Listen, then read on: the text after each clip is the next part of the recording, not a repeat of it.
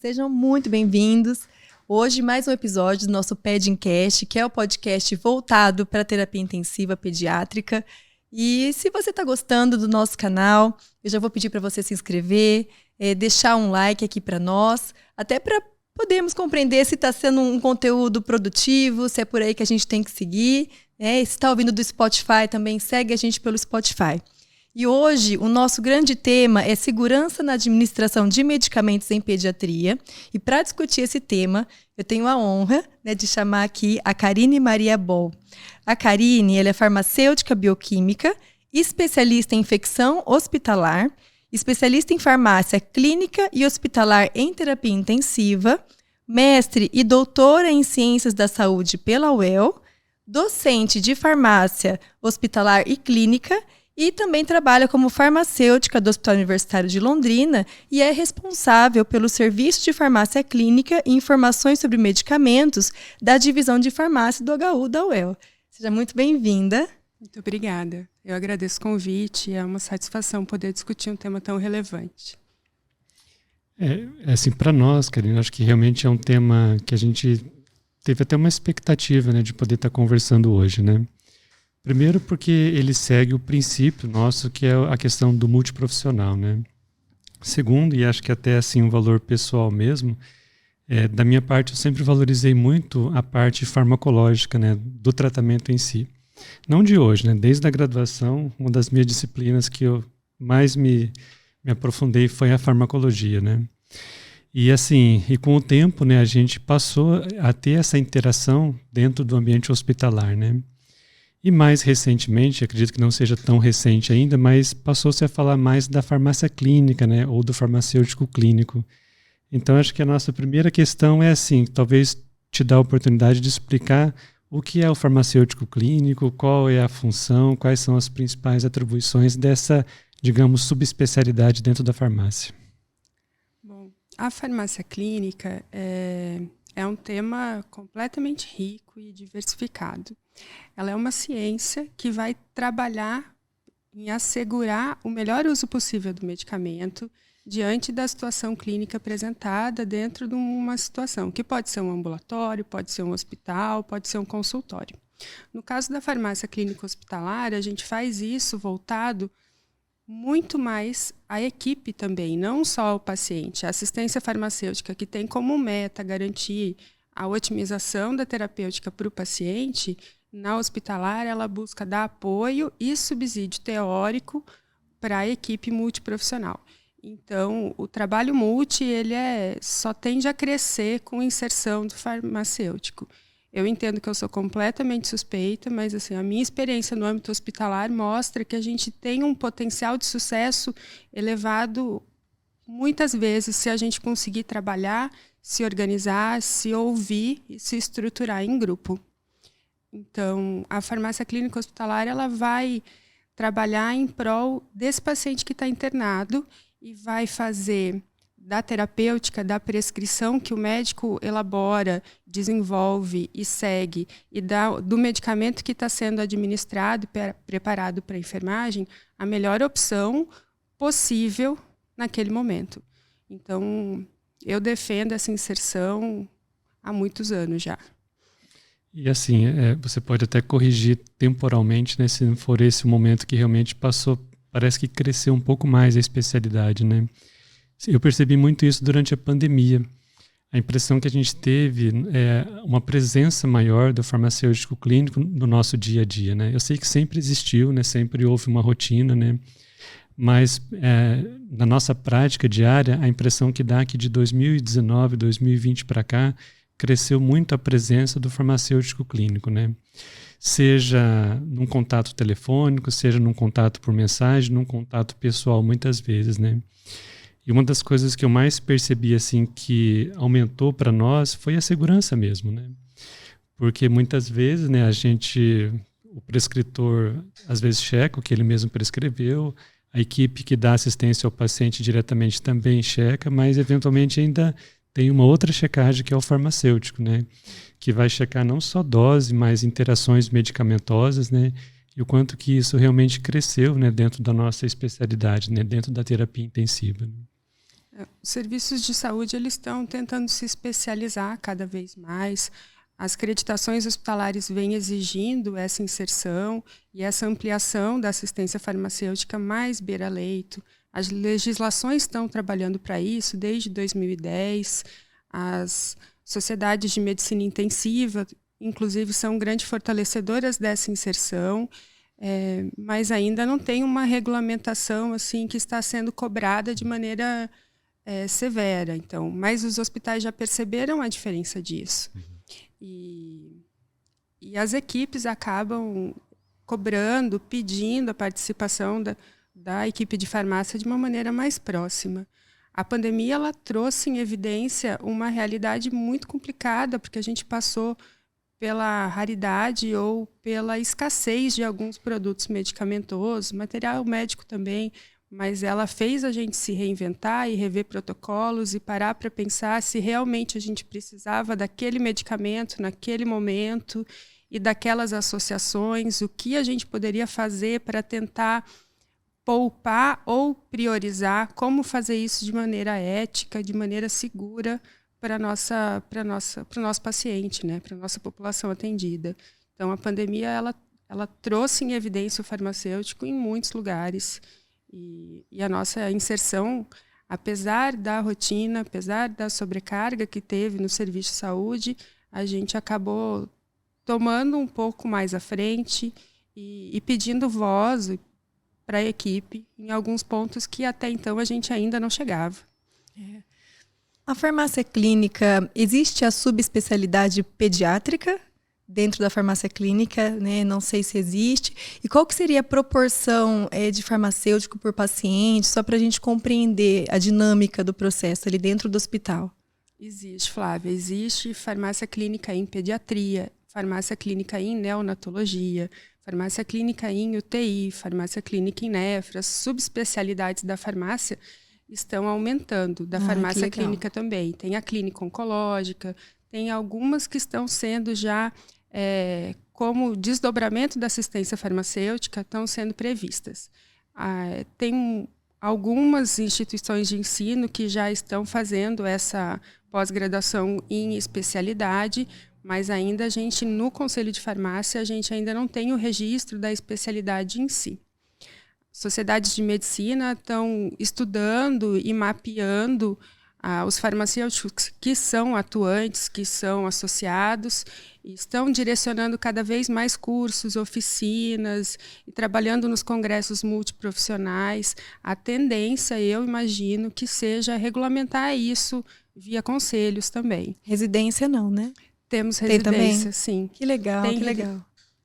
A residência do nosso serviço é em farmácia clínica e hospitalar, ela não é de uma subespecialidade, mas em outras instituições isso já é uma rotina. E a primeira que puxou isso foram as residências em farmácia clínica oncológica, onde o farmacêutico tem uma atuação já mais implantada na equipe multi, mais consolidada há alguns anos atrás. E essa subdivisão da parte de pediatria ou até mesmo neonatologia, como você citou, é algo que a gente vê como significativo, né? Porque a prescrição pediátrica é tão cheia de particularidades, né? O adulto ele consegue trabalhar muito com prescrições padrões, com tutores, né? Que agora é a palavra da moda, né? Mas na criança o quanto é difícil individualizar essa prescrição, né? Não é só a dose em relação ao peso, mas muitas vezes a faixa etária, né? Então, tem medicamento que só pode ser usado a partir de determinada idade, outros não podem, né? E, além disso, a questão do peso, né? Na nossa realidade, por exemplo, a gente já teve internado no mesmo dia uma criança que pesava 750 gramas e uma outra que pesava 90 quilos, né? Então, o quanto que isso gera uma diversidade na hora de prescrever, né? E aí eu acho que provavelmente essa subespecialidade pediátrica e neonatal dentro da área da farmácia também deve ter essa mesma comparação aí com os adultos, né? Então, se a prescrição já muda tanto, a dispensação precisa mudar, o olhar de revisão, de validação farmacêutica dessa prescrição muda também. A gente tem que buscar a apresentação, a forma farmacêutica mais específica dentro do volume que o paciente aceita receber. tem que verificar onde que está o acesso, que tipo de acesso, se vai fazer diálise ou não, que tipo de diálise ele consegue fazer naquele paciente. São muitas especificações e, assim, seria muita presunção da parte do profissional se ele achar que ele faz farmácia clínica da mesma forma de um adulto para uma criança ou para o neonato. O neonato ainda tem outras variedades, se ele é aptermo ou pré-termo, isso mexe na metabolização dos fármacos. A gente precisa entender que cada área tem as suas limitações, seus objetivos diferentes, e a gente tem que ter a sabedoria de saber acolher essas particularidades para conseguir evoluir numa terapêutica melhor, num segmento mais adequado e mais seguro. A criança em si, saudável, ela já tem as suas particularidades metabólicas, né, tudo mais. A gente ainda agrega a comorbidade a ela, né? Então, algo que já é complexo, que é a pediatria, traz ainda um grande medo, que é lidar com medicamento em pediatria, sabendo que ela tem aquela comorbidade e o tanto que temos hoje de leque de opções terapêuticas. E aí é onde a gente vê um grande medo dos erros acontecerem, né? A gente não tem medicamentos em grande massa que se usa hoje com doses às vezes, adequadas para aquela criança. Muito uso é off-label, né? Como que a farmácia vê isso, essa fragilidade dentro da área pediátrica, assim? Com relação, quais são as dificuldades? Porque é o medo do profissional, né? Dentro do hospital, vou trabalhar com criança, eu vejo muito isso. O maior pânico, inclusive sendo professora de graduação, quando eu vou com os meus alunos, né, para estágio, eles morrem de medo do momento da medicação. E com razão, né? Eu entendo. É o medo, talvez, dos meus alunos quando falam, nossa, mas eu vou mandar, e é isso mesmo? Será que está certo? Existe uma problemática, uma fragilidade no paciente que, quando é criança, às vezes sensibiliza ainda mais a gente, né? Então, a gente tem que buscar a maior quantidade de estudos publicados e referenciados de maneira com qualidade para poder subsidiar a nossa prática, né? Uhum. Infelizmente, a gente não tem estudo em todas as populações e diversos medicamentos são o que a gente chama de medicamentos órfãos, são aqueles que ainda não têm assim, uma cartela gigantesca em diversas condições clínicas estudadas. Então, a gente chama de órfãos terapêuticos em alguns momentos as crianças. Aí vale a prática que eu aprendi lá na iniciação científica, que a clínica é soberana. Nossa, a gente falou bastante já aqui. E a gente ouve muito o pessoal falando clínica e realmente né? E isso, às vezes, no ouvido de um graduando de farmácia, às vezes é quase um tapa na cara, digamos assim, ou uma maneira de falar que o médico vai fazer o que quiser, mas não é isso. A partir do momento que você está mais próximo do paciente, da equipe, você é um conhecedor um pouco mais potente da condição do paciente, você entende que quando ele fala que a clínica é soberana, é a maneira que a doença está se manifestando, a maneira que o paciente está respondendo, que os exames estão se apresentando. Não é algo pessoal, é da condição que está sendo elencada naquele momento, porque ciências da saúde não é uma ciência exata, né? Então, sim, a clínica é soberana, eu me rendo a isso também. A gente precisa avaliar e ver como está sendo a evolução desse paciente para poder discutir. A gente preza por segurança, a gente preza pelos protocolos que são aprovados e institucionalizados, claro, mas em alguns momentos a gente precisa ponderar coisas que eventualmente estão off-label. Essa eu percebo assim que é uma necessidade nossa mesmo, né, Karine? Você já trabalha com a gente já faz vários anos, né? E eu particularmente sempre tive assim muita necessidade de conhecer novos tratamentos, né? E mais do que isso, absorver esse conhecimento e aplicá-lo na faixa etária pediátrica, né? Então, infelizmente, muitas vezes e várias medicações a gente vai começar mesmo por esse status do tal off-label, né? Que agora também tem esse novo termo, medicação órfã, que eu achei bem adequado para a situação, né? Não conhecia, aprendi agora, muito legal. Então, assim, determinadas medicações a gente não teria incorporado na nossa prática se não realmente usasse desse artifício, né? Mas claro que cada serviço faz as suas adaptações, né? Mas a gente também procura, né? apesar de não ser liberado, digamos assim, formalmente pelas agências reguladoras, aí a gente vai, em toda a literatura, né, encontra relatos de casos, relatos de série de casos, até mesmo estudos observacionais que usaram aquela medicação, né? Só que demora, né? Então, se a gente não adota esse princípio do off-label dentro da terapia intensiva pediátrica, tem medicação, por exemplo, igual o próprio remifentanil, talvez até hoje a gente não estivesse utilizando ainda, né? Porque se a gente for lá ver pelas recomendações formais, vai estar lá, a partir de 18 anos de idade, né? Mas isso não quer dizer que ele seja contraindicado, né?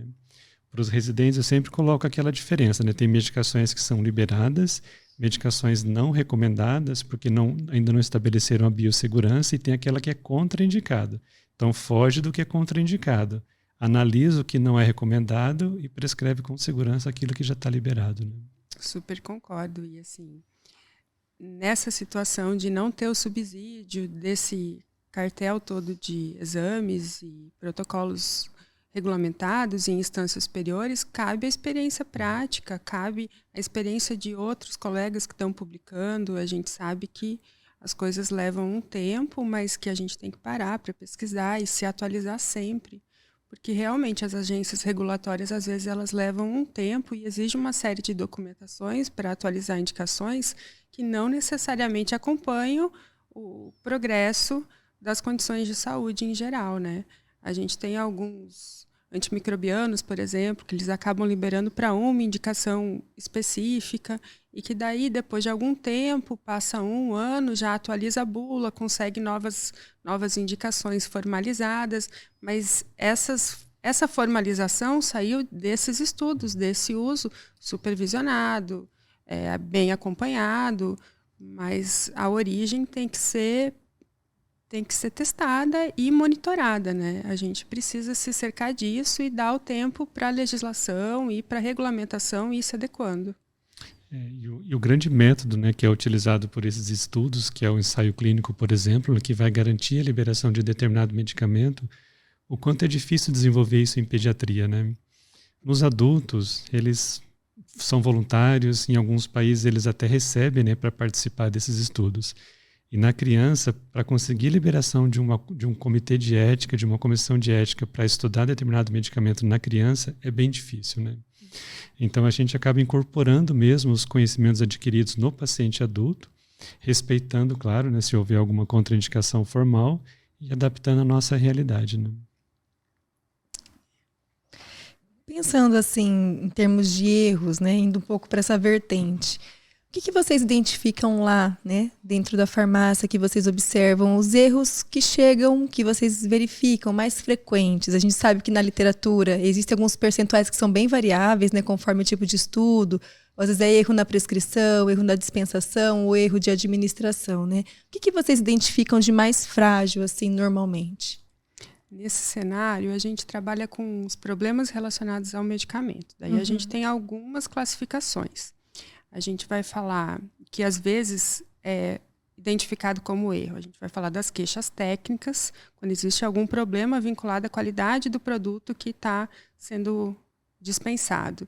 Existe as reações adversas, que são um universo todo à parte, mas que não necessariamente configura num erro. E tem os erros ou os incidentes, que a gente chama, que são problemas relacionados ao medicamento que poderiam ser evitados. Dentro desses incidentes, a gente tem ainda aqueles que são que podem provocar danos irreversíveis, aqueles que provocam dano, mas que são reversíveis, e tem aqueles que são os near miss, que é os quase erro, que foram aqueles que poderiam ter sido um problema, um agravo na condição de saúde do paciente, mas que foram barrados antes da administração ou antes dele se confirmar como um erro. Aí a gente tem, desde os erros de prescrição, os incidentes, vamos falar incidente, que a palavra erro às vezes carrega uma culpa que não é o caso. Na verdade, se aconteceu um incidente de medicação, é porque em algum momento a barreira de segurança do processo foi quebrada. Então, quando acontece um incidente de prescrição, pode ser, a gente tem esses problemas, eventualmente, por uma unidade de administração que foi colocada a mais, um erro de digitação, que é um erro simples, mas que pode levar a uma dose equivocada, e isso a pediatria ela fica muito mais suscetível, porque às vezes quem está validando a prescrição ou separando o medicamento, olha só o nome do paciente, não necessariamente vê se ele tem 2 ou 20 anos, por exemplo. Então, acabamos com uma fragilidade maior assim, para a pediatria no quesito erros de digitação. Mas a gente tem erro de dispensação, sim. A gente tenta barrar eles com a dupla checagem, com a conferência, com a parametrização dos sistemas, quando tem prescrição informatizada, prescrição eletrônica, ou com a revisão do profissional farmacêutico, quando disponível, de cada uma das prescrições antes da dispensação, o que é muito importante, ele vê antes de ter sido liberado para o setor, o que infelizmente não é a realidade da maioria dos lugares. E a gente tem o erro de administração também, quando por algum motivo, ou porque a farmácia dispensou errado, ou porque dispensou certo, mas a colaboradora da enfermagem que vai administrar teve uma má interpretação da prescrição e pode ter se confundido, e equívoco de dose, de diluente, de infusão. Todos esses são considerados como incidentes de medicação. Então, é uma gama gigantesca para a gente cercar e tentar ir melhorando dentro do possível a cada dia. É o que a gente chama da teoria do queijo suíço, né? Temos várias barreiras ali. Então, quando isso acaba, esse incidente, né, chegou no paciente, é porque realmente a fragilidade ela foi do processo. Por isso que quando isso acontece, a gente depois vai discutir a questão da importância de se notificar para investigar realmente onde foi a falha, para ver onde a gente vai trabalhar para melhorar as barreiras, né, nesse processo, para evitar esses erros, esses incidentes de administração ou prescrição, enfim, ou dispensação. Então, eu identifico muito essa questão desde a prescrição segura. Eu acho que a gente ganhou muito, né, Arnildo, com a informatização da prescrição médica. As letras antes judiavam bastante, era muito variável, dependia muito do profissional, e isso, a leitura da prescrição, a hora que a gente ia copiar a medicação, era bem complicado. E hoje a questão da forma como a farmácia dispensa, com as etiquetas, né, tudo isso bem facilitado, e vejo um trabalho grande para barrar esses problemas no processo, para que essa teoria do queijo suíço não se consolide com o alinhamento das frenestas lá para conseguir chegar no paciente. Então, acho que é um trabalho bem multiprofissional, né? Que envolve desde o processo lá da farmácia, prescrição, enfermagem, né? Então, unidos aí a gente consegue evitar realmente que esses incidentes aconteçam. Eu acho que é um ponto bem importante esse, né? Talvez um dos elementos mais multiprofissionais que a gente tenha dentro do hospital é a prescrição, né? Tanto é que, assim, ela começa pelo ato de prescrever, né? Então, realmente, antes, quando a gente tinha prescrição manual, era muito comum a cópia, né? Então, assim, pegava a prescrição do outro dia e copiava, né? Mas uma coisa que eu sempre orientei os residentes, né? Falei assim, mesmo que tenha sido você que prescreveu ontem, confere de novo, né? Porque, assim, eu acho que antes da gente até pensar nesses incidentes do outro, tem que pensar que a gente também pode provocar um incidente como esse, né? E hoje, nesse formato eletrônico, eu sempre assim, passo a seguinte orientação: prescreve na tela do computador, usando o teclado, imprimiu, vai conferir de novo. Então, assim, passa item por item e calculando para ver se você não prescreveu alguma dose equivocada, né? E vez ou outra acha, sabe? Então, daí esse é o momento que, assim, a gente trabalha também com essa questão da dupla checagem, né? E aí, às vezes, quando ele traz ainda para o preceptor, para o plantonista, para o coordenador, vira uma tripla checagem, né? E isso vai adiante, né? Então, assim, e mesmo assim, eventualmente, a gente não está isento, né, desses incidentes, né? Uma outra coisa, eventualmente, pode passar, né? Tanto é que, às vezes, a gente está lá no meio do plantão, liga alguém da farmácia e perguntar assim, olha, essa dose mesmo, essa quantidade de diluente é de tantas em tantas horas, né? E é importante, né? Porque daí a gente viu que ainda pegou algum incidente que escapou por nós, né? O sistema de prescrição que a gente usa lá, ele oferece algumas barreiras, mas essas barreiras são todas configuráveis. E dependendo da maneira que você for aplicar, algumas vão escapar. Às vezes ele lança alguns alertas, mas como a gente parametriza ele e ainda não está assim, e o nosso hospital é geral, a gente tem que atender desde o RN até o idoso. Então a gente tem algumas parametrizações que são muito amplas, que às vezes favorecem esse tipo de erro, né? Ou essa confusão, digamos assim. Então a gente tem que fazer a checagem, sim. Por mais que o sistema avise ou às vezes bloqueie algumas coisas, a gente precisa revisar de novo, precisa ver se a etiqueta saiu certo, se vai atender no setor e no horário certo. E eu acho que faz toda a diferença, né? O sistema informatizado ele ajuda muito, mas ele não substitui a revisão e a discussão dos casos, né? Por mais que ele lance alerta, por exemplo, de resultado de exame, enquanto você vai prescrever um item que é relacionado, ou que ele sinaliza uma interação ou uma diluição equivocada, às vezes ele permite ao médico que faça a opção. E nisso, às vezes, tem coisas que ainda vão precisar de ajuste depois, ou a condição vai mudar no meio do dia. Então, a integração e a comunicação com a equipe, e aquilo que às vezes parece um incômodo, vou ter que ligar de novo lá, vou interromper o plantonista. Às vezes, essa interrupção, porque assim, a gente entende que todo mundo tem suas atividades, sua rotina, mas em alguns momentos a gente vai precisar interromper, vai precisar confirmar algumas coisas para garantir que está sendo feito o melhor para o nosso paciente, né? Karine, esses sistemas, eu lembro de alguns artigos que eu já li sobre isso, né? Quando fala de medicação em pediatria, diz que muitos desses sistemas são configurados para adulto, né? Então, eu não sei como no nosso, se é possível fazer configurações protetivas para a pediatria ou se tem essa dificuldade de barreira também, pelo fato de ser criança. Ele permite algumas, sim. O sistema que a gente usa, ele permite, por exemplo, cadastro de dose máxima. Vamos usar esse exemplo. Cadastro de dose máxima, você pode filtrar ele por idade, por faixa etária, mas você pode filtrar ele por peso. Aí a gente cai em algumas barreiras, porque quando a gente foi discutir isso com a UTI neonatal, por exemplo, a gente tinha barreira de idade com a razão mínima de meses, e a UTI neo queria dias, então a gente acabou não conseguindo aplicar isso, porque vai fazer diferença. A dose máxima para o prematuro de 10 dias é uma coisa, e para o a termo de 10 dias pode ser outra. Então, além do peso, a gente tinha outras considerações a fazer.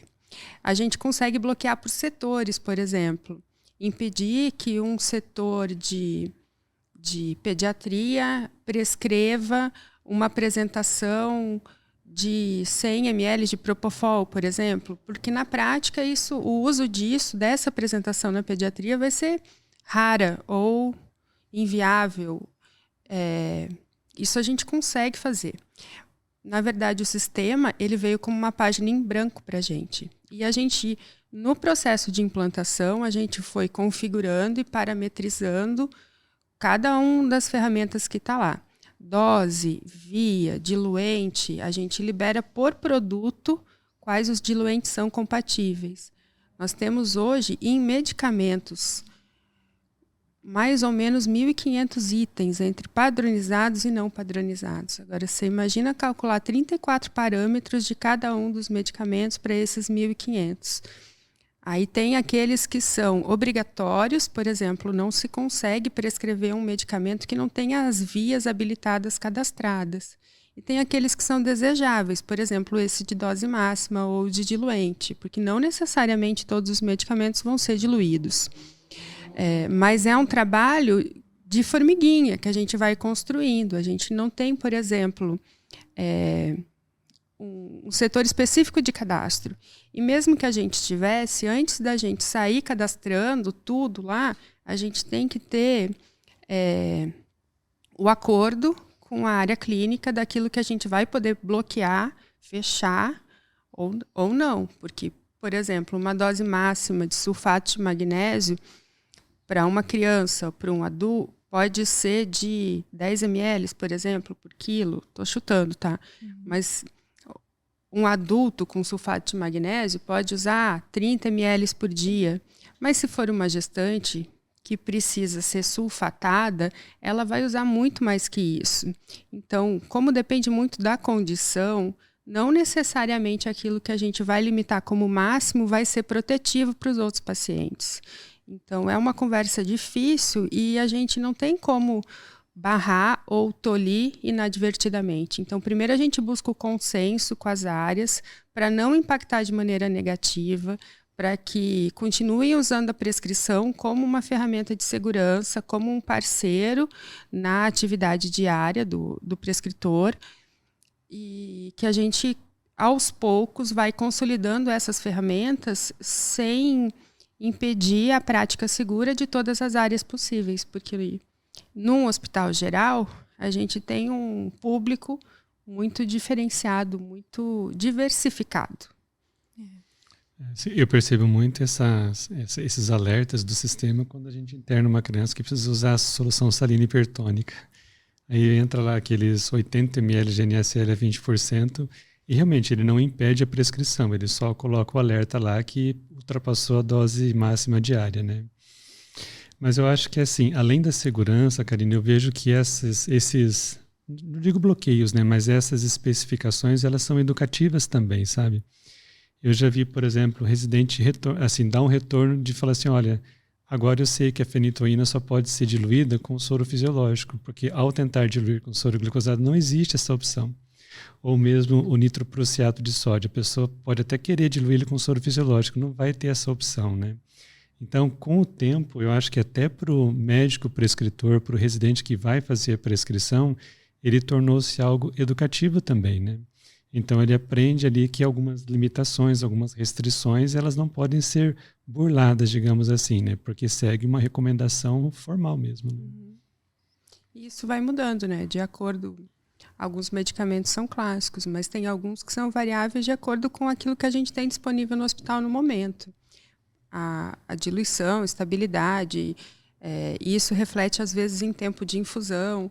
A gente vai modificando e vai ajustando de acordo com aquilo que a gente tem disponível para que seja específico para aquele medicamento que está circulando no momento.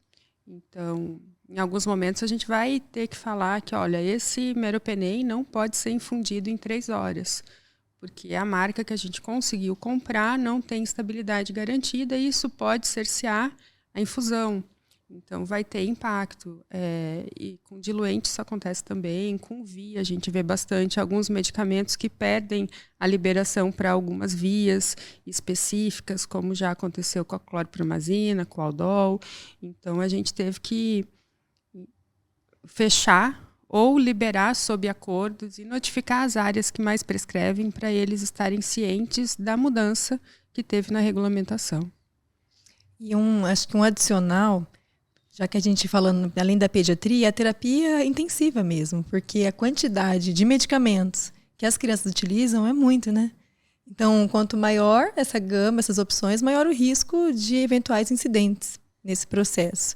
E também a questão o cálculo da dose, na maioria das vezes é feito por peso. E a gente sabe que às vezes a criança ela chega lá pesando 90 quilos, mas é uma criança pequena, não posso considerar esse peso, né, para prescrever, por exemplo. Ou mesmo a criança ela perdeu, como a gente comentou em outros episódios, 20 quilos do início da internação para o final da internação. Então, tudo isso vai impactar também na prescrição desse medicamento, para a demanda que ela tem naquele momento, né? Então, tem esse cuidado também do sistema, tudo, mas a questão da criança também, até que ponto a gente consegue ajustar esses parâmetros para que ela receba realmente o que ela precisa. A criança grave, assim, ela é um quebra-cabeça, né? Então, assim, a gente tem algumas que às vezes ficam lá com 12 bombas de infusão simultâneas, né? Então, tem que saber dose de cada um, diluição adequada de cada um, até via de administração, né? Então, a gente assim, às vezes tem que ter 3 vias centrais, porque determinados fármacos não podem ser misturados com outros, né? Então, é um desafio que começa na prescrição. Eu acho que para a enfermagem que está ali responsável pelo paciente, né, de ter que realmente assim identificar e separar todas essas medicações, né? Então, acaba sendo realmente é um desafio a mais, né? A gente prescrever a criança grave, né? Pensando em tudo isso, em dose, via de administração, interação medicamentosa, né? É uma coisa assim que eu tenho trabalhado muito assim, até com os residentes que passam lá, pensar em interação medicamentosa, né? Determinados fármacos são inocentes desde que estejam separados, né? Quando a gente passa a utilizar 2 ou 3 medicações simultaneamente, o prejuízo e o efeito adverso pode ser maior também, né? Sim, a gente às vezes não está falando meramente da incompatibilidade físico-química, que talvez anule o efeito terapêutico de um ou de outro fármaco. Às vezes a gente fala de potencializar a toxicidade de outros, ou de conseguir alguns bloqueios que não são revertidos facilmente. Então, interação medicamentosa por muitas vezes ela vai ser desejada dentro do cenário da terapia intensiva e a gente usa ela a nosso favor quando a gente quer otimizar um efeito de um sedativo, de um hipnótico, por exemplo, mas a gente tem que olhar ela como nossa amiga e conhecer, porque às vezes ela pode complicar todo o andamento do processo. Respeitar a incompatibilidade físico-química, respeitar a interação com dieta.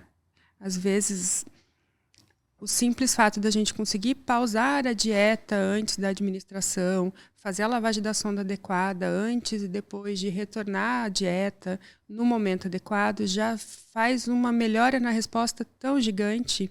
Lavar os acessos quando a gente tiver que compartilhar a via, ou fazer em seguida algo incompatível, mas conseguir lavar o acesso com a quantidade adequada, ou pelo flush, ou pelo método antigo mesmo, que pode ser muito seguro se for bem aplicado, mas respeitar essas particularidades do medicamento, né? Tem alguns que não vão levar desaforo. A fenitoína é uma dessas, ela não leva desaforo para casa.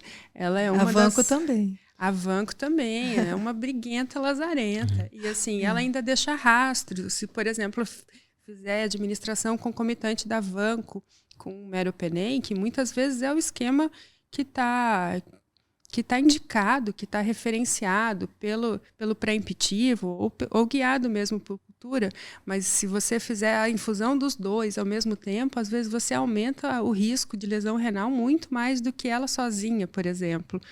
Então, a gente precisa conhecer e respeitar, e eu gosto de usar com os meus alunos a palavra harmonizar a prescrição. Você não precisa modificar, você vai ter que adequar ela de uma maneira que ela consiga trazer o melhor para o paciente dentro daquela situação. Ah, mas a fenitoína, se ela é briguenta desse jeito que você está falando, então eu não vou poder fazer ela, vou pedir para o médico suspender. Não, você não pode fazer isso. Você vai ter que ver o problema e em qual pedaço da prescrição que ela vai caber de maneira segura. Então, conhecer e respeitar isso também, né? E aí eu vejo muito a importância do enfermeiro que vai fazer a checagem da prescrição. No nosso sistema já sai alguns horários pré-programados, né? Então, quando essas prescrições vêm para mim, por exemplo, eu vou olhar qual medicamento e o horário que está aprazado, porque tem medicações que não podem bater. Até porque eu tenho que ter aquela janela, aquele intervalo de meia hora antes, meia hora depois, para não atrasar, né? Enfim, coisas que a gente tem que observar. O que eu vou fazer em jejum, o que eu não vou fazer em jejum, coisas que eu preciso programar. Então, às vezes eu tenho um aprazamento específico, normalmente o Arnildo imprime, e quando ele me passa, eu vou conferindo um por um para ver, não, mas esse antibiótico a gente precisa ajustar para fazer o intercalado com esse outro aqui. E observando justamente para harmonizar, né, para não ter esses riscos e otimizar. Até também para evitar uma quantidade excessiva de medicamentos em um único horário. Quanto mais medicamentos eu tenho em um único horário, também a maior chance vai ter de acontecer um incidente, né? Que são mais medicamentos a serem preparados e um risco maior de se confundir, né? Às vezes a infusão, a administração em paralelo, a co-administração, ela não é sempre que ela vai trazer risco também, né? Mas a gente tem que se certificar que realmente é a melhor opção. E às vezes a co-administração não é uma boa opção, porque a gente vai ter que ver o volume que vai estar sendo infundido por ml naquele momento. Realmente precisa disso? Se tiver espaço para poder fazer isso diluído durante o dia, por que não, né?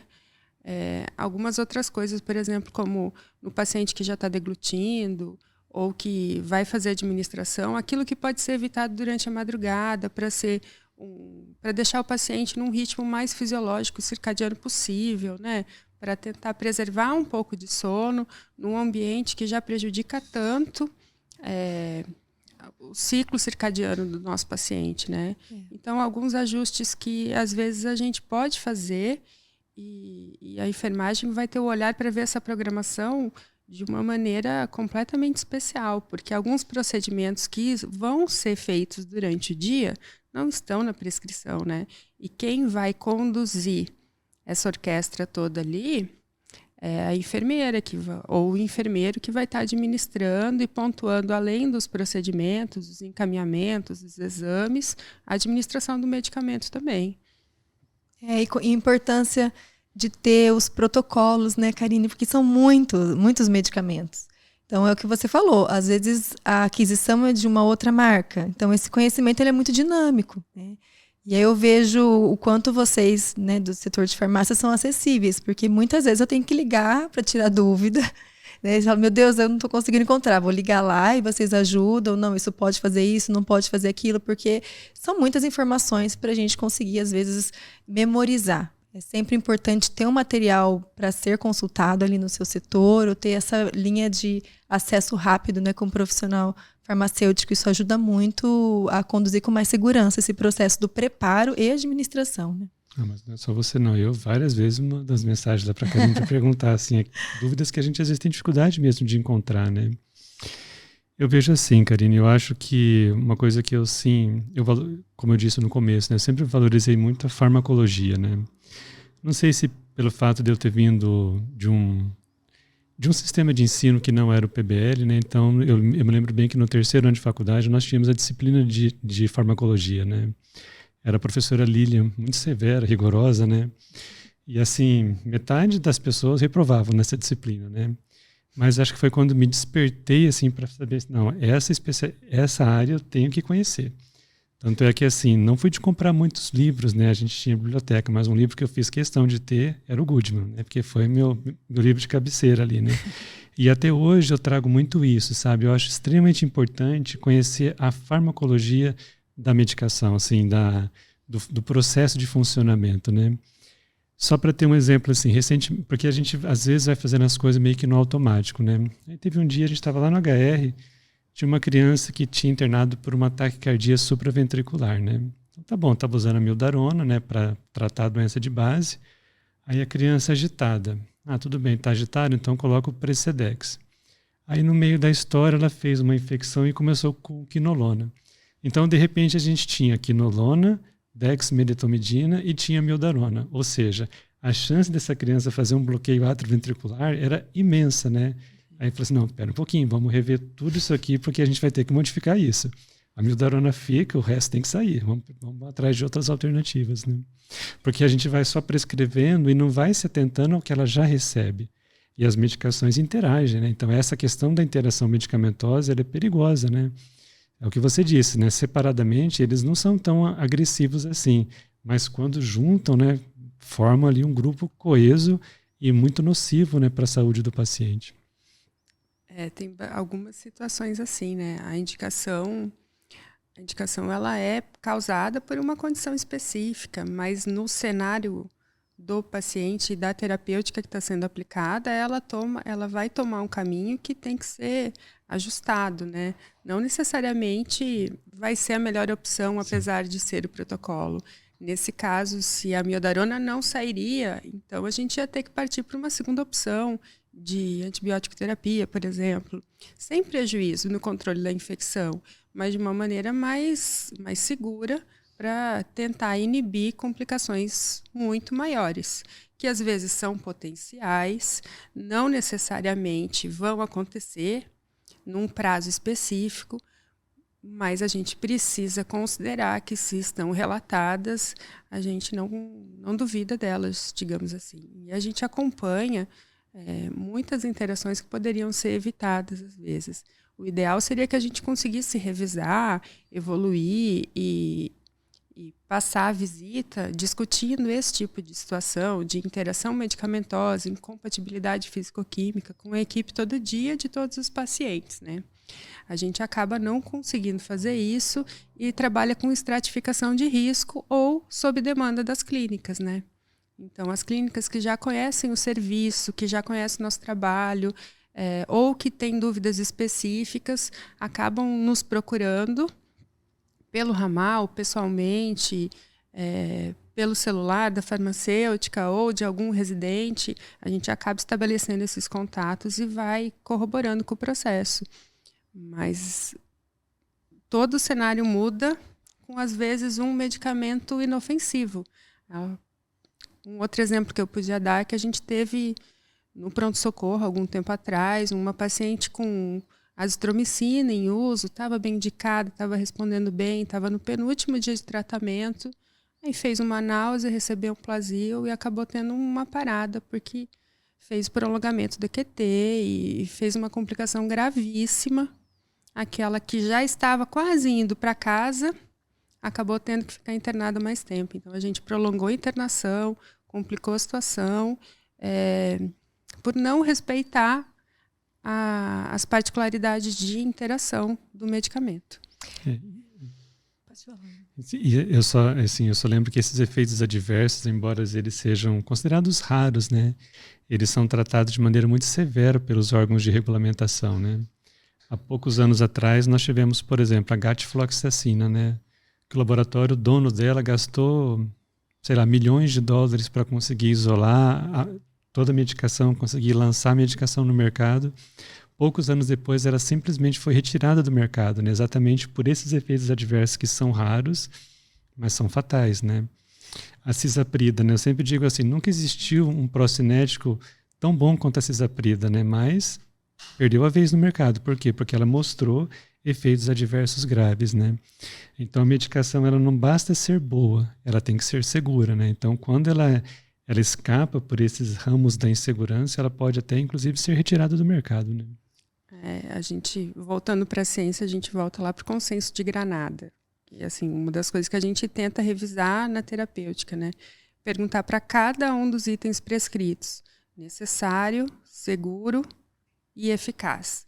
A cada dia, fazer essas 3 perguntas para cada um dos itens repetidamente, porque ele pode mudar o status dele de um dia para o outro diante da alteração da prescrição, né? Então, assim, é algo que a gente tem que ficar, assim, uma sombra, né, gente? Necessário? Será que ainda precisa? Será que está seguro ainda? E será que ele está fazendo o efeito dele ou ele está só somatizando e pesando, ou às vezes sobrecarregando um rim ou um fígado? Então, até que ponto vale a pena ele se manter prescrito e se manter na administração? Então, esse questionamento diário ele se estende até para dispositivos hospitalares, né?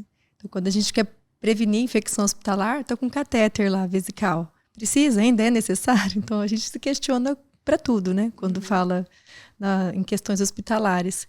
E a prescrição, acho que é difícil a gente conseguir ter uma prescrição 100% segura ali, né? A gente tenta, acho que essa é a meta de conseguir. Eu vejo que realmente informatizar ajudou muito, mas para prevenção de incidentes e facilitar, eu vejo, a literatura fala bastante que existem estratégias de se prescrever para evitar a dupla interpretação. Que isso é muito importante. É uma única interpretação que eu tenho que ter ali. Um profissional não pode interpretar 2 vezes, senão a prescrição ela não está segura, né? E eu vejo que o Arnido coloca em prática muitas dessas estratégias, né, Arnido? Eu acho que eu aprendi assim, né? Então, é sempre aquele ensino com muito rigor na hora de se prescrever, né? Então, assim, antes, quando não era o eletrônico, né, nesse formato mais digital, o cuidado, inclusive, com a própria letra, né? Felizmente, acho que esse problema eu nunca tive, né? Mas, assim, o quanto que muitas vezes a gente pegava prescrições totalmente ilegíveis, né? Então, o que eu passei a adotar para mim, e aí, assim, após eu ter incorporado isso, tentar passar isso para os residentes, é dose por peso, sempre checando, conferindo, né? Se tiver dúvida, perguntando. Diluição correta, né? E aí, esse formato de prescrição que a gente tem atualmente tem o campo da observação, né? Eu exploro aquele campo até na última possibilidade, né? Assim, às vezes eu coloco tantas observações que eu percebo que ele parou de me deixar digitar, né? Acabou os caracteres. Tem que voltar para cima e apagar alguma coisa que não seja tão importante, né? Mas tentar deixar claro ali a diluição, o que corresponde, né? Então, tantos ml hora corresponde a essa dose, que tem que ser feito em tal via, que não pode misturar, que não pode ser feito medicação intermitente naquela via, se tem rodízio, qual que é a data do rodízio, se é um fármaco vasoativo, qual que é a pressão arterial média alvo daquela medicação, né? Ao imprimir, destaco tudo com grifa-texto, né? E destacando o que foi modificado, o que corresponde a tal item, né? Porque eu acho que isso mostra clareza, né? Então mostra clareza primeiro para mim, né? E para o médico residente que está ali comigo. Clareza para a equipe de enfermagem que vai receber, que é a primeira equipe a receber essa prescrição depois que a gente libera. E acredito que clareza para a farmácia também, que vai receber essa medicação e vai preparar para dispensação. E uma coisa que isso eu adquiri com o tempo, sabe, Karine? Assim, antes eu valorizava muito a casa decimal, né? Mas, assim, claro, existem exceções. Um bebê muito pequenininho, de gramas, às vezes a gente vai ter que seguir a casa decimal. Mas hoje, tudo que eu puder aproximar para evitar 1,2, porque se a gente fizer a conta inversa, 1,2 e 1, a diferença é irrisória, né? Até porque a gente tem o tal do erro dos 10, né? Então, às vezes, 10 vezes mais ou 10 vezes menos, né? Então, eu tenho trabalhado isso, inclusive, com os residentes. Ó, evita a casa decimal. Se puder aproximar, desde que isso não traga um prejuízo ou fuja da dose terapêutica, não tem problema. Até porque, assim, a gente trabalha com intervalo de doses, né? Então, porque isso vai facilitar a interpretação, né? Até porque, assim, a observação, às vezes, o número é bem pequenininho, né? Então, assim, 2,5 para virar 25 não é difícil, né? Então, por isso que eu tenho tentado estimular isso, né? A única coisa que eu sinto falta na nossa prescrição é eu poder mexer um pouco mais na ordem das medicações, né? Porque eu aprendi daquele jeito, dieta, parenteral, soro de manutenção, hemocomponente, depois vinham os antibióticos, né? Isso não, lá antigamente, né? Então, doutor, primeiro deixa eu falar das observações. Eu não sei para você, Flávia, mas para mim, quando eu estou validando uma prescrição que está com a observação descrita, facilita muito, muito. Deixa a gente seguro para fazer a confirmação da dose, calcular a vazão, saber quantos preparos eu preciso mandar para aquele paciente nesse período que eu pretendo atender, facilita bastante. O problema da observação ser um campo livre, às vezes dificulta porque tem gente que usa o campo da observação para o objetivo errado. Vai colocar dose lá. Não, o lugar da dose ele tem o campo específico para isso. Vai colocar um diluente lá. Não, porque lá, se é um campo aberto, eu posso, inclusive, colocar algum que não seja parametrizado para aquele medicamento. Mas uma observação bem feita é ouro na vida do farmacêutico. Mas para a enfermagem também. E ajuda muito, né? A gente sempre tem que vigiar, enquanto profissional, de não se acostumar demais com as observações e deixar de dar valor com o tempo, né? Tô acostumado, tem muita coisa lá escrita, então é sempre o cuidado de olhar, observar, ver se não modificou alguma coisa, que às vezes a criança ela tá internada lá 7 dias, 10 dias, usando medicamentos, né? Então sempre ajuda muito. Ainda mais não só a observação, ele ainda grifa alterações, isso aqui alterou. E a responsabilidade também de passar o plantão, né, para o enfermeiro responsável ali, o enfermeiro depois passar para o funcionário. Que é aquela coisa, hoje estou alterando isso. Falar, comunicação. Que é uma coisa que eu vejo, não que eu vejo, mas acontece às vezes. De ter alguma modificação, e aí se prescreve essa modificação e coloca lá no balcão. E não se comunica, aquela comunicação verbal. E quem trabalha no hospital sabe que existe uma rotina de chegar, copiar a medicação, iniciar o preparo. Então, coisas que vêm depois precisam não só serem prescritas, mas comunicadas, né? Que aí a gente consegue articular e ter a segurança de que tudo está acontecendo no tempo certo e tudo mais. Na programação, né? Na programação, exato. Faz todo sentido. Agora, quanto à ordem da prescrição, Eu vou falar com a farmacêutica, porque, na verdade, eu sou obrigada a fazer um meia-culpa aqui. A gente, quando montou a prescrição eletrônica, quando estava testando ela em alguns setores específicos e depois foi ampliando, a gente partiu dessa normativa de boas práticas de prescrição, mas dos itens que foram chegando, pode ser que alguns estejam desvinculados ou posicionados na maneira inadequada, assim, nada que a gente não possa ajustar. Depois você me passa. Aproveita. Mas assim, o plano da prescrição eletrônica, assim, no sistema e na tela que eu valido, que é cópia de onde vocês prescrevem, ele vai pela sequência daquilo que está sendo temporalmente prescrito. Aí você pode organizar a prescrição, tem lá um botãozinho lá, ordenar itens, e esse ordenar itens, ele deve seguir essa ordem, mas isso baseado na configuração de algumas características específicas do sistema, do medicamento. É um daqueles 34 parâmetros do medicamento.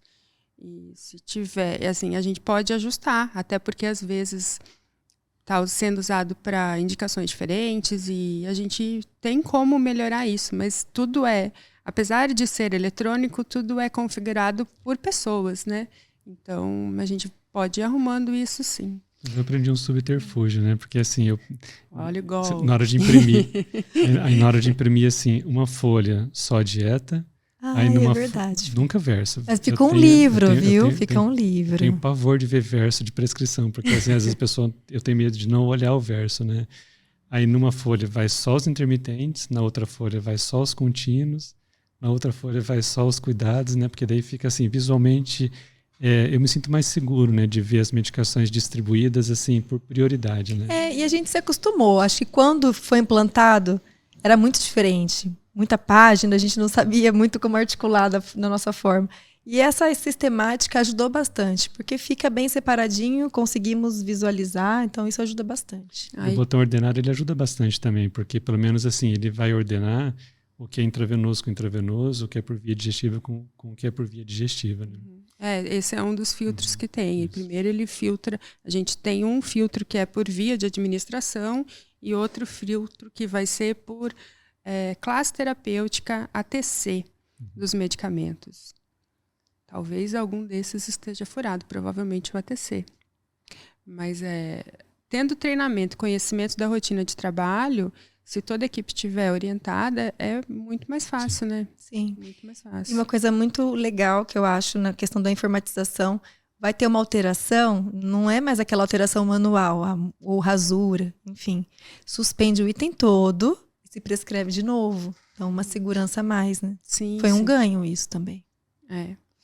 Até porque em algum momento aquele item que agora está sendo suspenso, pode ser que ele tenha sido administrado em algum outro momento e ele vai receber uma nova posologia, um novo aprazamento. Então, não desconsidera completamente, desconsidera a partir daquele momento. Então, isso precisa ficar registrado com data, hora, login de quem fez a suspensão e a modificação. Isso facilita bastante. É uma coisa que eu sempre uso até hoje no meu dia a dia, sabe, Karine? Aqueles 3 conceitos, né? De eficácia, efetividade e eficiência, né? Então, aquela medicação que funciona bem, eu vejo assim, ela é eficaz. Mas isso não quer dizer muita coisa, né? Então, ela tem que provar que ela funciona, ela é segura. Então, ela tem que ser efetiva também, né? Agora, se ela tem comodidade posológica e se ela é econômica, aí ela pode chegar no conceito de eficiência. Só que a gente trabalha hoje com fármacos que são de muito alto custo, né? E aí eu vejo que algo que, não sei exatamente quando foi incorporado, mas que tem feito diferença nessa parte, é a farmácia de dose unitária, né? Então, acho que ela trouxe a economia, de certa forma, né, em termos de custo, para o setor hospitalar, talvez trazendo aí mais eficiência ainda ao tratamento.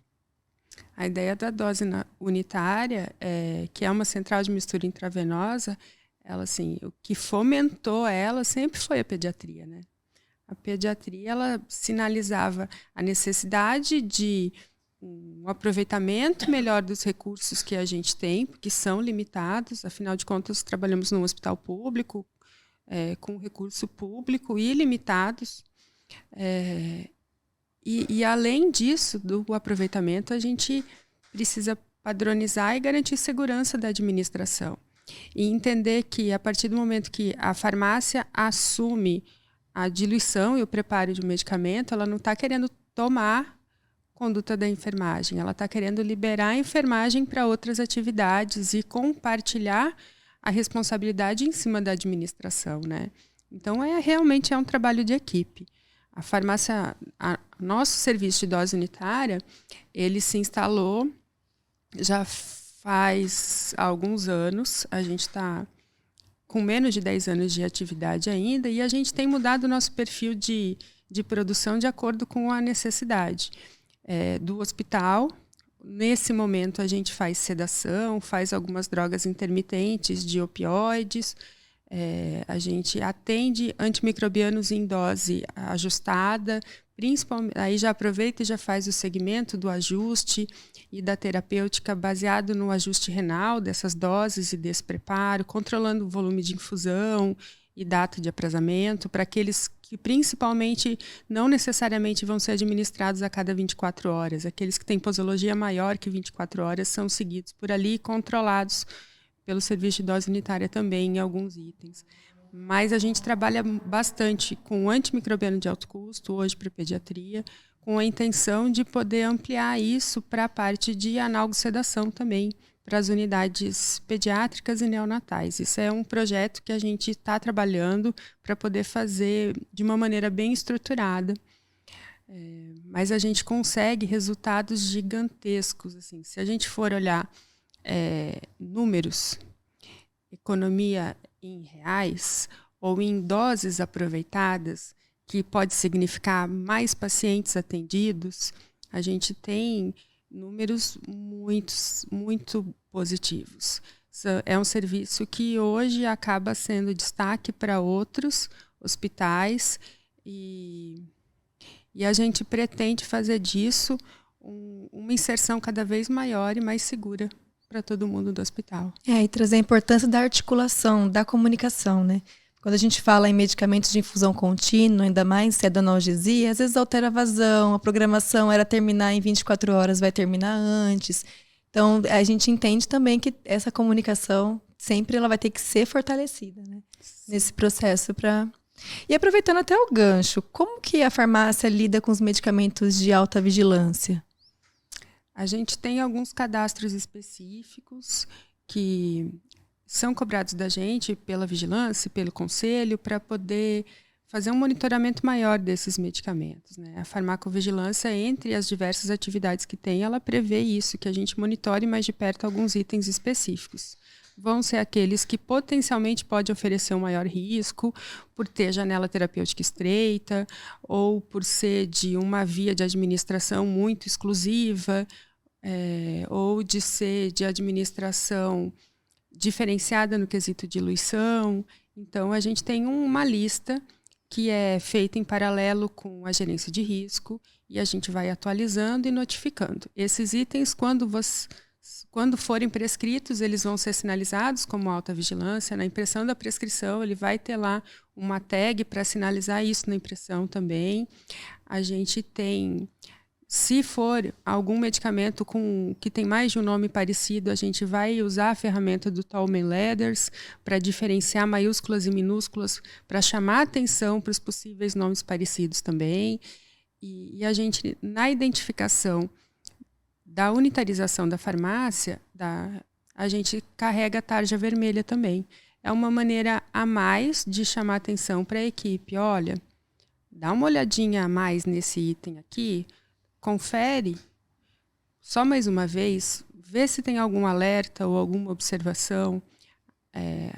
A unitarização, a individualização das formas farmacêuticas, principalmente das orais, ela permitiu que a gente fizesse isso, que a gente conseguisse chamar um pouco mais de atenção para esses itens, diferenciar eles, porque na correria de uma prescrição de 10, 12 itens, às vezes passa batido ou a gente acaba tratando com menos atenção algum medicamento que precisaria de um olhar redobrado, né?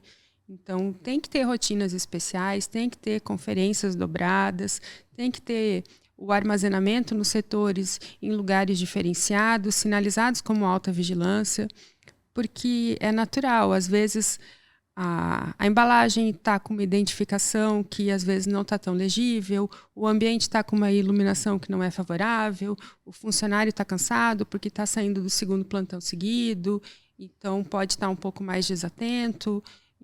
São vários fatores que podem levar ao risco. Exato. Então, tudo aquilo que a gente puder fazer para chamar atenção, a gente tem que tentar fazer de uma maneira que ajude os profissionais que estão envolvidos, em qualquer canto do atendimento assistencial. E essa questão da atenção é algo que é muito importante, né, Karine? É o cansaço, às vezes muito barulho, né, um ambiente conturbado, um espaço... os trabalhos trazem até o espaço físico. Então, o espaço físico ele tem que estar adequado, bem organizado, bem sinalizado, para não ter risco de você pegar materiais, né, diferentes do que você esperava ali. Então, todo esse processo ele envolve a segurança do preparo, da administração desse medicamento, a identificação adequada daquela criança, a identificação do medicamento, né? A gente não tem aqui o sistema de leitura de pulseirinha, né, que faz aquelas conferências beira-leito. Ainda não. Um dia vai ter. A gente lê sobre, sabe que alguns hospitais têm. Temos planos. Porque isso facilita bastante, né? Mas essa questão da atenção no processo do medicamento de alta vigilância, e quem trabalha, a importância da experiência da equipe. Quem trabalha com criança há muito tempo, às vezes olha uma dose e fala, às vezes não sabe a dose exata, mas você vai olhar e falar, não, tá estranho isso aqui. Muito, não deve ser isso, né? E às vezes lidar num processo de trabalho com rotatividade de profissionais muito alta, o pessoal entra, não tem experiência, vê que tem uma dose, que às vezes está uma dose errada, né? E você administra, enfim, as barreiras foram quebradas, né? Então, o processo da atenção é muito importante. Até na hora de preparar, o que tem que estar perto ali é os materiais para preparar a medicação, a prescrição médica ali visível e evitar, né, conversar ou ser distraído por coisas externas, né? Então, o processo de segurança é como um todo. São várias barreiras. Né? Então, é que essa questão da atenção, ela começa já na hora de prescrever, né? Sim. Eu sempre acho assim que aquele momento que a gente senta para fazer a prescrição, ele é um momento ouro, sabe? É onde a gente tem que estar ali realmente muito concentrado, porque assim, é uma coisa que envolve raciocínio, é algo que envolve conferência, né? Cálculos. Quando eu tenho assim, por exemplo, vou citar só um exemplo, assim, tenho 2 ou 3 residentes juntos, né? E um desses residentes é o residente da medicina intensiva pediátrica, normalmente ele é mais responsável pela prescrição. Então ele fica na prescrição e os que estão ali vão auxiliar no sentido assim, de evitar que quem está prescrevendo seja interrompido, né? Então, tem alguma dúvida, vai perguntar para aquele residente que ele vai estar circulando, ele vai lá te responder, ele vai lá atender, né? Para que realmente, para aquela pessoa que está ali calculando, prescrevendo, ela não tenha um raciocínio prejudicado, né? Porque às vezes a gente está pensando assim, eu preciso colocar essa medicação, ela vai entrar hoje. Aí, de repente, a gente é interrompido, aí quando a gente está lá no outro paciente, fala assim, nossa, esqueci de prescrever aquela, e vou voltar lá atrás, aí já vai ficar uma folha separada, já vai fugir toda daquela sequência que a gente tinha pensado antes, né? Então, eu acho que a atenção, e acredito que na farmácia também deva ter esse momento de atenção muito ali, quando chegam as prescrições, né, para serem conferidas, né? Para realmente evitar o máximo possível esses incidentes / erros que eventualmente podem acontecer, né? Tem os certos das medicações. Começou com poucos certos, depois foi para 9, também 13 certos aí. Estão se multiplicando. Estão se multiplicando, são muito certos para serem acompanhados, mas são essenciais, né? E a questão da dupla checagem, também ali no preparo, na hora que eu estou preparando, eu vou fazer o cálculo para ver quanto que eu vou administrar. Interessante que essa dupla checagem tem trabalhos que trazem como realmente muito benefício, né? Enfim, ajuda no processo de conferência, mas tem o outro lado da balança, que eu preciso ter uma pessoa que faça a dupla checagem comigo. A dupla checagem não é fazer junto as contas, é fazer separado, em processos diferentes, depois comparar para ver se está tudo ok. Então, tem essa questão da dupla checagem que a gente precisa incorporar não só, imagino lá na dispensação, mas também na questão da prescrição e da administração, né? E muito atento com as apresentações, é o que você falou. Às vezes está prescrito um medicamento que tem uma apresentação lá na prescrição, mas no seu setor a apresentação ela está diferente. Isso acontece muito, às vezes, na pediatria, principalmente com anticonvulsivantes, eu vejo isso com mais frequência. Infelizmente ou felizmente, vamos colocar o cenário daí, cada um caracteriza como achar melhor, assim. Às vezes, quando o médico prescreve, ele tem lá a gama de medicamentos disponível daquilo que é padronizado no hospital ou que tem estoque em algum centro estocador da farmácia. Pode ser que esteja na farmácia do PS, na farmácia do centro cirúrgico ou na central. Então, está habilitado para ele prescrever. Mas o setor da farmácia que vai atender o seu setor de internação, às vezes ele só tem uma apresentação específica. Então, o que a gente faz é substituir, respeitando dose, respeitando característica farmacêutica, apresentação, via de administração e os horários que já foram aprazados pelo médico na prescrição, a gente faz a substituição desse medicamento. Por exemplo, em vez de mandar o enalapril de 20 miligramas, eu vou mandar 4 comprimidos de 5. Mas, quando eu fizer isso na farmácia, eu vou registrar isso pelo sistema e não vai ficar visível na prescrição, porque eu não estou alterando a prescrição, eu estou alterando a forma de atendê-la só. Eu estou mantendo o sal naquela dose, naquela via e naquele horário. Mas eu estou dispondo de uma apresentação diferente daquela que foi selecionada, respeitando o princípio ativo e tudo o resto. Só que aí cabe a mim informar a equipe de enfermagem que isso foi feito. A nossa maneira de comunicação pode ser pelo mapa de distribuição, que alguns setores se imprimem e encaminham, ou pode ser pela etiqueta. Essa etiqueta é obrigatória e tem que acompanhar o medicamento de todas as formas. Em todos os setores do nosso hospital, por exemplo. Então, tem que ter ido a etiqueta com a apresentação correta na dose equivalente. O que às vezes acontece é que a etiqueta vai numa tira contínua e ela se perde para um lado, o medicamento vai para o outro, então pode gerar confusão.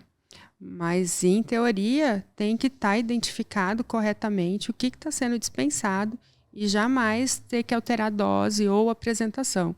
Por exemplo, se for prescrita uma solução oral, caso eu só tenha cápsula, eu vou ter que pedir ajuste de prescrição, porque daí a gente está mexendo em outros parâmetros e em outras situações. Aí cabe entrar em contato com o médico e pedir adequação. Mas até o momento a gente faz essa substituição respeitando essas normativas em acordo com a direção do hospital. Só que tudo isso, se não for notificado, se não for conversado, se não for apresentado para a equipe, pode ser ponto de incidentes, inclusive incidentes graves de medicação, né? Então, a comunicação permanece sendo ferramenta essencial em cada uma das nossas atividades, né? Pelo menos no meu ponto de vista, eu acho que é tudo. Uma outra coisa também, eu vejo que é uma segurança que a gente tem que ter, de entender as conversões, né? Por exemplo, eu lembro de aprender de uma forma engessada que 1 ml eram 20 gotas. Ai, Jesus. Às vezes acontece, né? E hoje a gente sabe que isso é variável, né? Dependendo de 1 ml, são 40 gotas, dependendo do medicamento, enfim. Gotinha e gotona. Gotinha e gotona. E são questões que a gente tem que trabalhar as conversões. Entender se essa conversão é adequada para aquele medicamento. E o hábito de revisitar as bulas. No final, a gente precisa... tem os protocolos? Eu tenho os protocolos, tá? Mas eu tenho alguma dúvida, eu tenho que revisitar a bula, olhar qual é o medicamento, qual é o laboratório, para aquela bula específica e ver se eu posso fazer determinadas conversões ali na prática antes delas serem feitas, né? Então, são vários elos, né, Karine? Se a gente coloca assim, é bem complexo quando a gente pensa na segurança da administração do medicamento, já é complexo. Quando a gente leva isso para a pediatria, fica mais complexo ainda. Sim, com certeza. Nessa história de gotas, a gente sempre tem confusão e esse é um informativo que tem que sair assim, periodicamente marcado, porque a gente tem que atualizar o nosso estoque. Como a gente não compra por marca, a gente compra por princípio ativo, isso pode mudar a qualquer momento. A gente tem recipientes diferentes, veículos diferentes, que podem mudar a composição, a viscosidade da solução em gotas. A gente tem gotejadores diferentes para fazer a gotinha e a gotona. E o fabricante que fazia com a gotinha, ele pode trocar o gotejador e resolver fazer gotona a partir do lote próximo. É só quanta coisa, né, envolvida. É bastante coisa para ficar de olho e para deixar o mais amarrado possível, né? A gente, na informatização da prescrição, a gente começou a colocar, em vez de colocar tantos miligramas por ml, a gente começou a colocar tantos miligramas equivalem a tantas gotas e isso representa o volume tal. E conforme as apresentações vão mudando, a gente tem que ir adequando isso para tentar garantir essa... E é surpresa para muita gente. Que, por exemplo, 1 ml pode ser 16, pode ser 38, pode ser 40, 10. Pode ser 10. Então, é um universo tão diferente que a gente chega a assustar, né? Exato. A chance de erro e de subdose, de overdose é muito grande por um detalhe, né? O tamanho da gota, que é algo que a gente acha que sabe desde sempre, mas vai mudando, né? E também trazer o familiar, o cuidado centrado na família, no paciente, com a corresponsabilidade. Então, eu vou chegar para administrar aquele medicamento, vou conferir a identificação da criança, vou conferir a pulseirinha de identificação, vou falar com aquele familiar, o responsável que está acompanhando qual é o medicamento que eu estou usando, para que ele serve, vou mostrar a etiqueta, entendeu? Então, é uma dupla checagem no beira-leito ali, que você traz o familiar para a responsabilidade junto com você nesse processo da segurança, né? E é uma tendência que vem ficando cada vez mais forte. Acho que uma conclusão que a gente consegue tirar de tudo isso é que, assim, para que um incidente ocorra, é difícil, né? Porque se a gente for pensar assim, do momento em que a medicação é prescrita até ela voltar para ser administrada para o paciente, ela tem várias chances de ser corrigida, né? Então, assim, acho que quando chega a acontecer um incidente, né, é difícil até de imaginar como que aconteceu, né? Porque tem tantas possibilidades para que isso seja corrigido, né? É uma via tão longa e tão de passos, né, que para chegar a acontecer deve ser algo raro e talvez por isso é que a segurança medicamentosa hoje seja tão valorizada, né? Quanto mais gente estiver vigilante nesse processo, mais seguro vai ser a via final, que é a chegada da medicação no paciente, né? E aí traz a importância da notificação. Até para, né, que a gente falou antes, para compreender se caso aconteça, para saber, então onde vamos melhorar. O que acontece? Onde eu vou melhorar? Então eu vou recolher tal medicamento, eu vou ajustar o cursor lá no sistema, vamos prescrever de uma outra forma. Então como que a gente consegue melhorar para que esse erro não aconteça novamente, né? E a literatura também é muito forte falando da questão, não é você punir um profissional, porque um profissional ele não tem a culpa do processo que é tão complexo que a gente está discutindo aqui, né? Então, a questão é compreender o que levou a tudo aquilo. Então, é desmistificar mesmo. Às vezes, a subnotificação ela pode acontecer por medo de represária, mas esse não é o foco, né? O foco é melhorar o sistema. Então, vários serviços de saúde fazem... Na verdade, a notificação não precisa necessariamente ser identificado, o notificador, né? Alguns serviços estão fazendo ela eletronicamente, mas o pessoal ainda tem receio porque acha que vai correlacionar com o login que foi feito. Então, assim, a gente tenta criar estratégias para conseguir notificação, porque apesar de tentarmos ainda desmistificar o processo culpa, quando tem um incidente de medicação, a gente ainda trabalha com pessoas que tem um entendimento diferenciado, né? Então, entender que a culpa é do processo, entender que os buracos do queijo se alinharam e que, a partir da identificação do erro, que a gente vai conseguir ver aonde o processo poderia ser melhorado. Entender por que chegou naquele ponto e como fazer que isso não ocorra em outras oportunidades. E, assim... Se a gente chegar em alguma conclusão que foi falta de perícia ou de treinamento do funcionário, assumir a responsabilidade, quem que devia estar orientando, quem que devia estar supervisionando, e chamar para si a corresponsabilidade da situação, né? Esse funcionário, provavelmente, que passou por um problema de incidente em que ele se culpabiliza, ele precisa ser acompanhado também, né? Exatamente. Eu acredito que as pessoas não saem de casa para trabalhar com a intenção de provocar ou de participar de um incidente grave de medicação, por exemplo, né? Então fica aquela relação, mesmo que ele saiba que a culpa não é dele, é do processo, ele precisa de acompanhamento, ele precisa saber do segmento, da investigação. Um suporte psicológico até, né, Karine? Ele pode participar das decisões que vão redesenhar o fluxo ou o roteiro das atividades, dar suporte psicológico, sim, com certeza, porque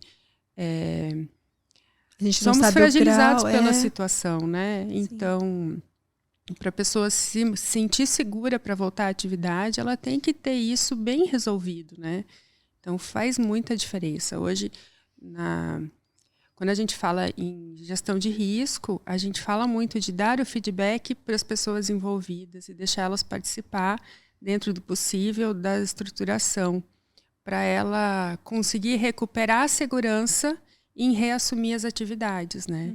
Faz bastante diferença isso. E pontuar que a gente tem a gerência de risco no hospital, que centraliza e ajuda nesse processo de investigação para conseguir ser assertivo nas soluções, né?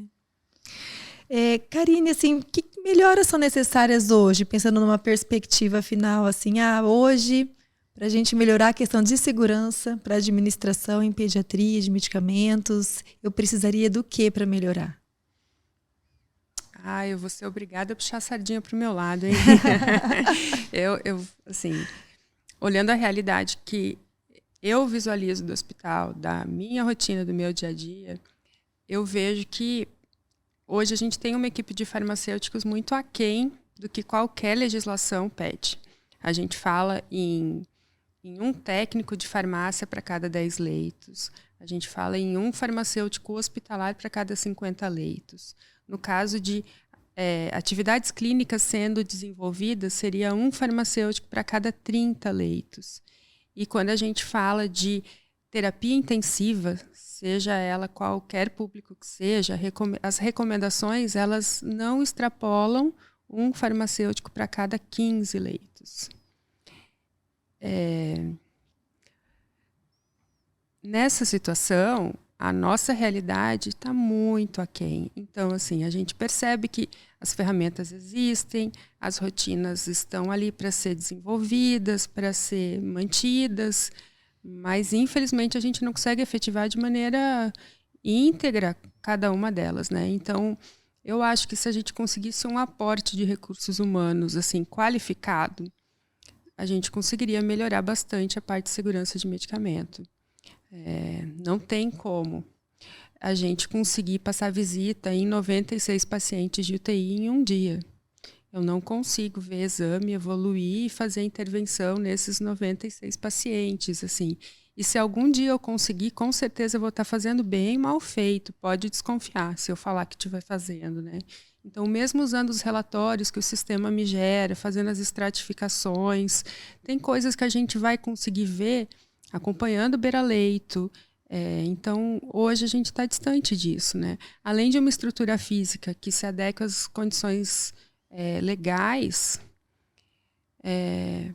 que também está em pendência no nosso serviço hoje, a gente precisaria de recursos humanos qualificados, né? A partir do momento que a gente conseguir entender que o profissional farmacêutico ele traz segurança, sim, e essa segurança vai, inclusive, gerar benefício financeiro para a instituição, não que esse seja o principal objetivo de um serviço de saúde, mas a gente sabe que os serviços precisam ser viáveis economicamente, né? Eu acredito que um aporte maior de recursos humanos qualificados faria bastante diferença na nossa realidade de segurança de medicação. Bom, então, frente a isso, eu queria saber onde as pessoas podem te encontrar, Karine, né? Para caso queira tirar alguma dúvida, suas redes sociais. Olha, eu não sou exatamente uma pessoa tão ativa, né? Mas fica à disposição nas redes sociais. Posso melhorar essa parte de atividade em rede social, sim. @KarineBol. E o meu e-mail, que é karinebol@uel.br. UEL de Universidade Estadual de Londrina. Nosso serviço fica à disposição e se eu puder compartilhar um pouquinho da minha experiência e colaborar com alguém, por favor, entre em contato, a gente vai conversando. Bom, Karine, assim, fica o nosso agradecimento, né? Então, assim, o reconhecimento, né? Porque se a gente está desde o início falando em atividades multiprofissionais, eu acho que não tem como levar esse projeto adiante sem a participação da farmácia, né? E eu vejo de igual importância, né? Nesse conceito de multiprofissional, eu vejo como se fossem todos gêmeos, assim, né? Todos eles têm a mesma importância, né? Isso traz para mim uma valorização pessoal, né? Então, que sempre valorizei a farmacologia, né? Sempre valorizei ali essa participação junto com o farmacêutico, né? E até assim, abro aqui um convite, né? Se você achar adequado, vocês têm residentes da farmácia clínica, né? Nós temos as nossas visitas que são multiprofissionais diárias. Se você quiser a participação desse residente uma vez por semana, fique à vontade, né? Pode participar e fica já o convite aqui, né? Porque nesse multiprofissional nosso, na verdade, é fisioterapia e enfermagem de medicina. Mas a gente quer trazer a farmácia também para essa visita multiprofissional, trazer a psicologia, trazer a nutrição, né? Que são todas de igual importância, né? Então, fica o agradecimento aqui. Eu acho que trouxe conceitos que são bastante importantes. E tudo que no final se resume à segurança do paciente, eu acho que isso é prioridade em qualquer lugar do mundo, né? Acho que é isso. Obrigada, Karine. Eu agradeço a oportunidade, gente. Sempre muito bom.